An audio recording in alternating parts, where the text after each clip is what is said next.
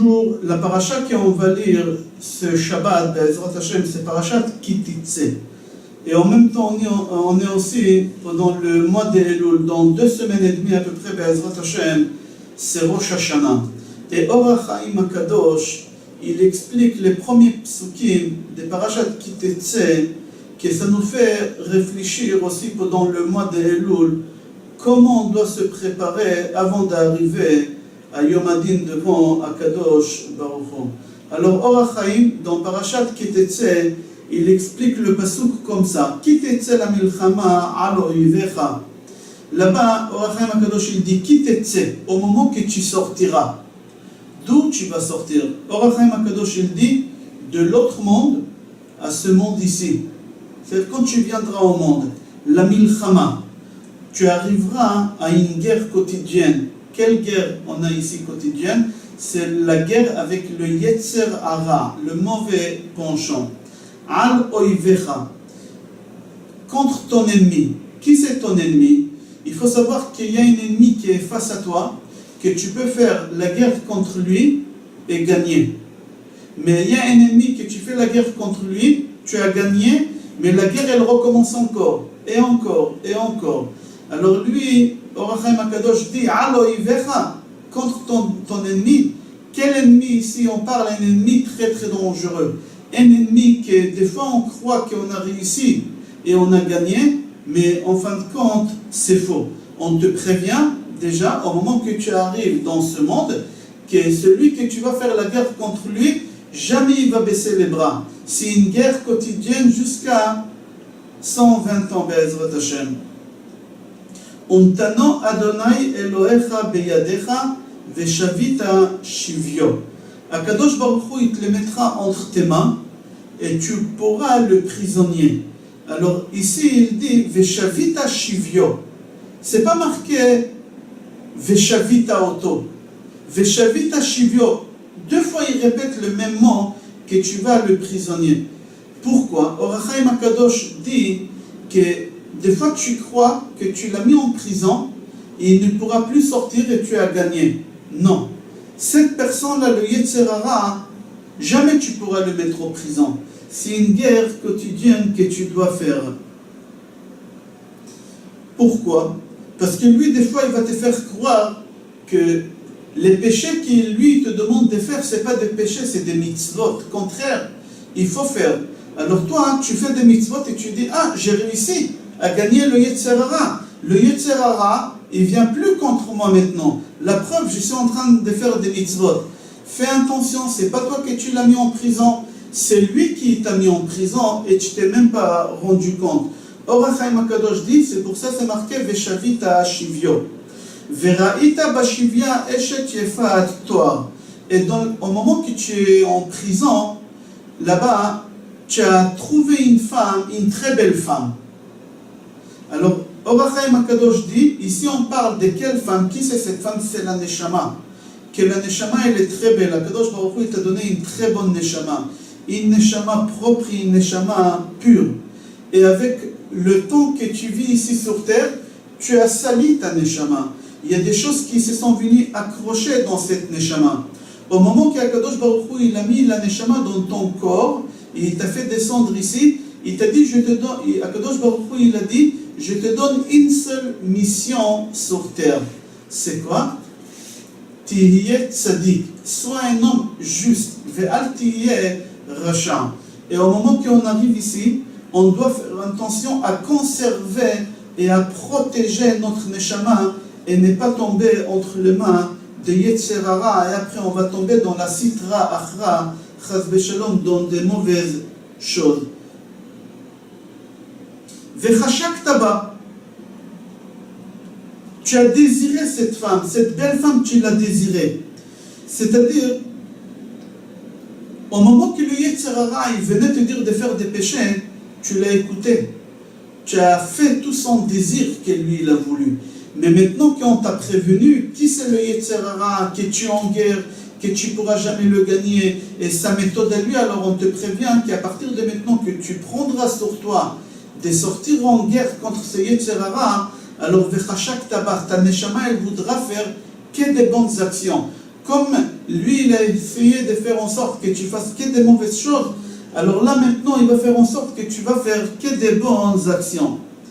Ve'eveta el toch betecha. Tu le ramèneras chez toi à la maison, cette belle femme que tu as pris là-bas, tu la ramèneras chez toi à la maison. C'est où la maison de la Neshama? C'est dans ton corps. Tu feras rentrer la Neshama dans ton corps. Et au moment que tu vas faire rentrer la Neshama dans ton corps, tu vas enlever toute la saleté qui se sont accrochées à cette Neshama. Et au moment que tu as enlevé toutes les choses qui se sont accrochées à cette Neshama, Velakachta lecha leisha, tu la prendras pour femme. Et qu'est-ce qu'elle doit faire? C'est marqué dans la paracha, Vegilcha et Rosha. Elle doit couper ses cheveux, elle doit raser sa tête. C'est-à-dire quoi? Tu dois enlever de ta neshama avant de la faire rentrer dans ton corps toutes les mauvaises choses, toutes les saletés qui se sont accrochées en elle. Ve'asta et tzipornea. Il faut qu'elle coupe aussi ses ongles. Il faut savoir que toute la sitra achra, toute l'impureté, il se trouve dans les ongles. Ici aussi, tu dois enlever tous les clipotes qui se sont accrochés dans ta neshama.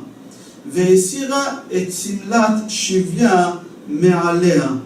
Et au moment qu'elle va faire tchouva, Akadosh Baruch Hu, il va faire en sorte que tous les habits qui se sont habillés, que la neshama elle s'est habillée avec tous les péchés que tu as fait, Akadosh Baruch Hu, si tu fais une bonne tchouva, Akadosh Baruch Hu, il va te pardonner. Ve'yashva bevetecha. Il faudra que tu la fasses rentrer, cette neshama, dans ton corps. Et ton corps, il doit être pur et saint. C'est comme dans un bet midrash, comme dans une synagogue. Ubarta, et elle doit pleurer. Surtout ce qui vient de se passer, toutes les erreurs qu'on a faites. Et elle doit pleurer qui? Me'et avia, parce qu'elle s'est éloignée de son père. Qui c'est notre père? Avinu malkenu, en lanu melech ela ata.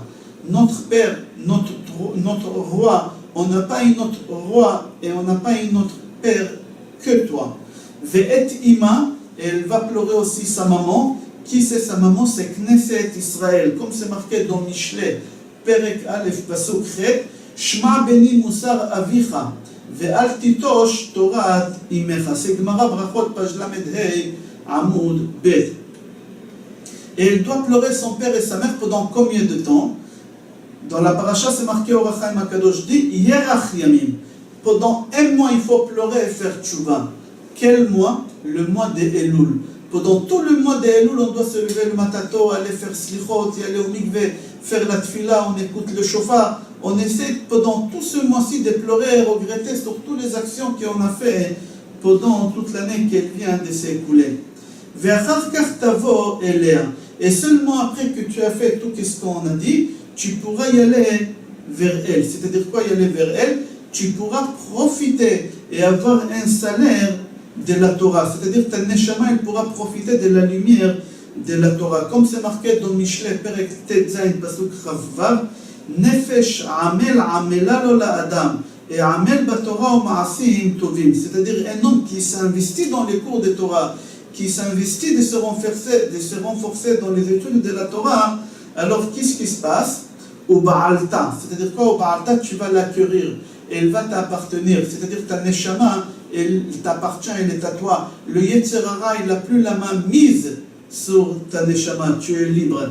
Ve'aita lecha liisha, et là, elle sera une femme pour toi dans ce monde-ci et dans le monde futur. Si tu feras tchouva, comme on a expliqué, c'est-à-dire tu auras le mérite, Be'ezrat Hashem, après la résurrection des morts, de vivre dans le monde futur. Parce qu'il y a Olam Hazeh, il y a Gan Eden Geinam, et il y a Olam Haba. Il faut savoir que Olam Hazeh, c'est le monde où on se trouve. Le monde de mensonge, on l'appelle.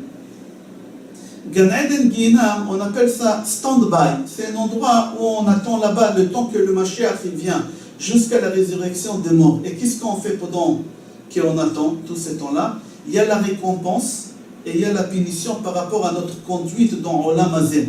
Et après, quand le Mashiach il va venir, il va voir la résurrection des morts, on va revivre dans Olam Haba. C'est quoi Olam Haba? C'est la même chose, c'est Olam Hazeh, mais après la résurrection des morts. Le Rambam dit Olam kemin hago noeg, le monde, il va continuer à se conduire même après, comme aujourd'hui, c'est-à-dire il va y avoir des avions, des voitures, etc. Mais La différence, c'est qu'on n'aura pas des soucis, pas des maladies, pas la mort. Tous les soucis qu'on a, il n'aura pas. Ça sera olam chez Kulotov. Mais à partir du moment qu'on a fait tchouva comme il faut, alors là, la neshama, elle pourra profiter aussi, et ba'olam hazeh, et ba'olam haba, à la résurrection des morts. Be'ezrat Hashem, je vous souhaite Shabbat Shalom, Parashat Ki Tetzeh ce soir. On est 2 semaines et demie à peu près avant Rosh Hashanah Yom Adin.